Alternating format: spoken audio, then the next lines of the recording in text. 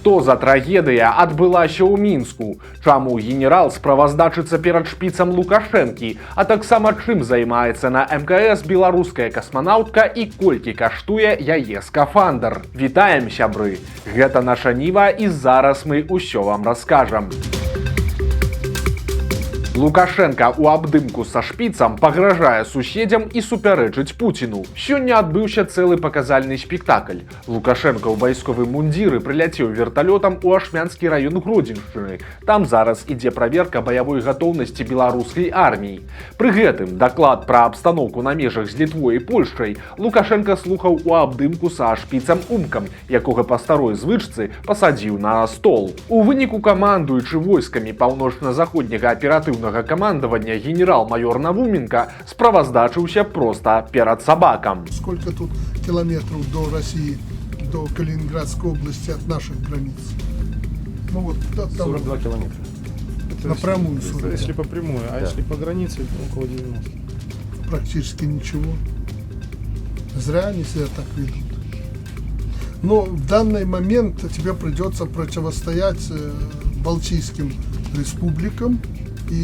И часть Польши ты прихватываешь? Там небольшую. Затым жа Лукашенко нагаварыў 40 бочак арыштантаў. Спачатку ён аб'явіў, што калі нейкія міфічныя яны паспрабуюць нешта там зрабіць, то беларусы будуць страляць. Но я тебе публично скажу, любая провокация должна пресекаться вооруженным путем. Нечего с ними шутить. Нарушили государственную границу к уничтожению. Так точно. Церемониться ни с кем не будет. Никто не должен ни с кем церемониться, и мы так и будем поступать, потому что если мы будем жевать сопли, знаешь, что будет. Таксама Лукашенко запэўніў, што сам ён нападаць ні на каго не плануе, але ж рыхтуецца да горшага. Зноў цытата: «Калі мы дзесьці супакоімся, яны на нас нападуць». Гэта абсалютна дакладна лічыць Лукашенко і дзеліцца сваімі метадамі абароны. Как пройти здесь, допустим, этим бешеным, которые бесятся там вот за границей, как они здесь пройдут на танках, бронетранспортерах и так далее? Да никак не пройдут. Где-то вылезут на дорогу, дороги перекрыты, по лесу не пройдут. Это наша земля, мы знаем каждый клочок. Засада уничтожили. С чего можно уничтожить танк? Обычным гранатометом. Таксама Лукашенко падзяліўся і сакрэтамі таго, як забяспечваюць яго асабістую бяспеку. Вот мы с вами здесь сидим, служба безопасности, они нас защищают этими системами РЭБ, потому что бешеным же ничего не составляет подогнать сюда беспилотник и сбросить одну мину, и все, и нас нет. Поэтому вот они сосредоточились где-то, сопровождая президента и вас в том числе, и оберегают нас от нанесения этих ударов беспилотниками. Загаварыў Лукашенко і пра страляніну ў Маскве. Адразу ж, свядома ці не, але абвергнуўшы галоўную пуцінскую версію, звязаную з гэтым тэрактам. Цяпер расійскія ўлады і сілавікі пераконваюць, што з'ехаўшы з Масквы, злачынцы мэтанакіравана ехалі ва ўкраіну, дзе для іх нібыта падрыхтавалі, цытата, акно на мяжы. Такім чынам Пуцін і яго паплечнікі спрабуюць пераканаць саміх сябе і ўвесь свет, што за трагедыяй у Маскве нейкім незразумелым пакуль чынам стаіць менавіта Кіеў. Лукашенко жа агучыў кардынальна іншую версію. Спачатку злачынцы ехалі якраз у Беларусь, але ж Лукашенко падняў па трывозе ўсіх сілавікоў і спецслужбы і, зразумеўшы гэта, злачынцы былі вымушаныя памяняць планы і паехаць у бок мяжы Расіі з Украінай, па дарозе куды іх і злавілі. Наколькі гэтая гісторыя блізкая да праўды, сказаць цяжка. Само сабой, Лукашенко мог і трохі прыўкрасіць сітуацыю, каб пахваліць самого сябе і сваіх сілавікоў. Але, як мінімум, лукашэнкаўскія агаворкі ў чарговы раз указваюць на нягегласць пуцінскіх казак пра украінскі след.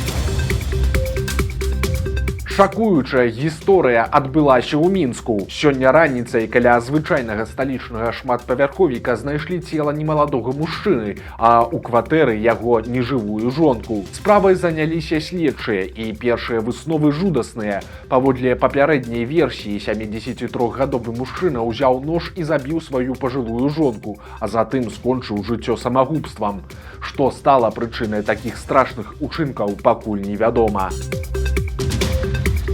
Учора беларуская касманаўтка Васілеўская нарэшце трапіла на МКС, а сёння стала вядома, чым яна будзе там займацца. Сярод іншага на ёй вопыты з мікраарганізмамі, якіх падрыхтавалі айчынныя навукоўцы. Напрыклад, трэба будзе вырабіць узоры кісламалочных прадуктаў з комплексам прабіятычных культур, а таксама эксперымент пад назвай сепарацыя. Гэта выпрабаванне сістэмы рэгенерацыі вады з урыны. Агулам Васілеўская павінна правесці на арбіце 12 сутак. Дарэчы, пра палёт беларускі раптам выказаўся сумна вядомы прапагандыст Юрый Васкрасенскі.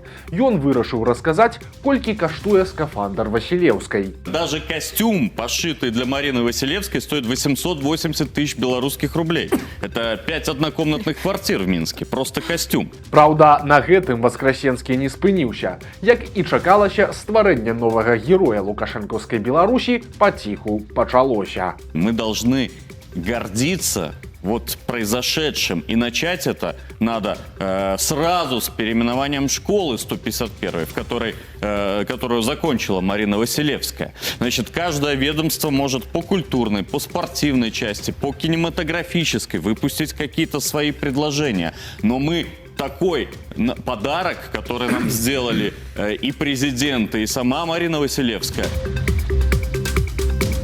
І яшчэ адна дзікая гісторыя з беларускай сталіцы. 9гадовая дзяўчынка вярталася дадому са школы, калі за ёю увайшоў у пад'езд незнаёмы малады чалавек. Ён звярнуўся да малой, маўляў, а ці можна зайсці ў кватэру, каб скарыстацца прыбіральняй. Школьніца дазволіла, і ўсё скончылася кепска. Мужчына яе згвалтаваў. Яго хутка затрымалі, і аказалася, што гэта 23гадовы жыхар Чэрвінскага раёна. Цяпер мужчына знаходзіцца пад вартай, і яго чакае суд і ад 8 до 15 гадоў за кратамі. Соцсеткі разарвала відэа з Баранавіч. На ім запіс схаванай камеры кавярні самаабслугоўвання. У відэа бачна, як дзве жанчыны, стоячы каля аўтамата з кавай, актыўна зграбаюць пластыкавыя трубачкі, палачкі для размешвання, цукар і, карацей, усё тое, што выкладаецца бясплатна каля вендынгавых апаратаў. Ролік сабраў ужо больш за 350 тысяч праглядаў і больш за 1000 каментароў. Хапае і горкіх папрокаў. Маўляў, гэтае пакаленне вучыць моладзь, як трэба жыць, а само займаецца вось такімі справамі. Белстат пахваліўся заробкамі беларусаў за люты. Апублікавалі даныя па сярэдніх зарплатах да выліку падаткаў. Найбольш зарабляюць чакана ў Мінску. Там сярэдні заробак складае аж 2700 рублёў да падаткаў. На другім месцы Мінская вобласць – 2019 рублёў. На трэцім Гомельшчына. Там сярэдні заробак склаў 1842 рублі.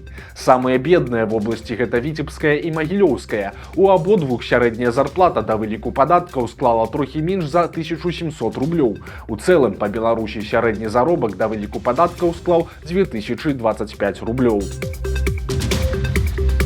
Дурныя жарты скончыліся кепска. Брэсцкі 19гадовы хлопец вырашыў павесяліцца, а цяпер можа сесці на 10 гадоў. У мясцовую міліцыю звярнуўся 11гадовы хлопчык, які расказаў, што гуляўся ў двары з сябрамі, і ў нейкі момант за ім пачаў бегаць незнаёмы, які пагражаў нажом і забойствам.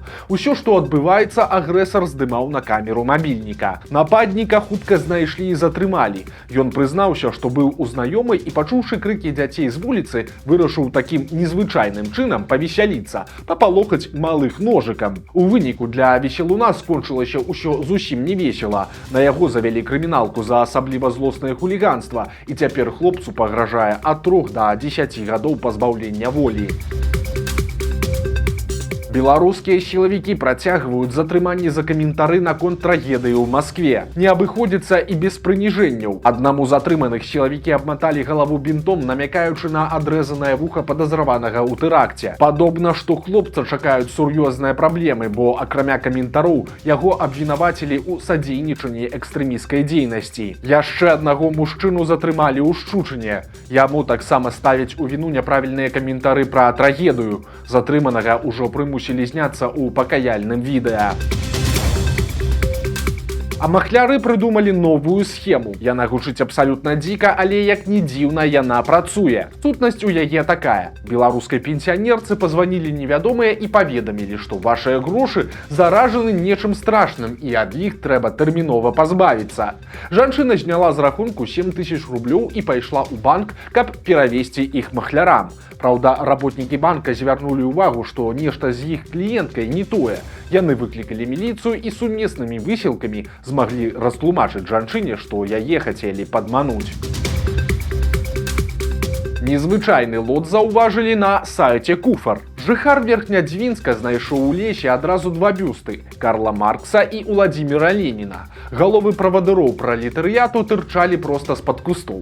Цяпер мужчына спрабуе пазбавіцца ад іх і хоча ці то аддаць іх бясплатна, ці то прадаць праз Куфар.